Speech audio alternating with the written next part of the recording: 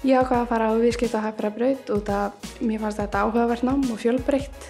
Þetta góður undirbúningur fyrir námið sem ég ætlaði í háskóla. Námið á viðskiptahagfræðibraut rosalega hagnýtt og mikið áfengum sem kenna manni margt bara daglegt líf og maður getur nýtt það bæði í vinnu og bara þegar maður er að lesa fréttir og maður skilur viðskiptaheiminn svo miklu betur. Í frumkvöðlafræði þá þurfum við að stofna fyrirtæki sem við bara þróum og svona í áfanganum og förum svo á vörumessu fyrir sunnan og þá er þetta keppni á milli aðra hópa frá öðrum skólum á landinu sem að taka þátt.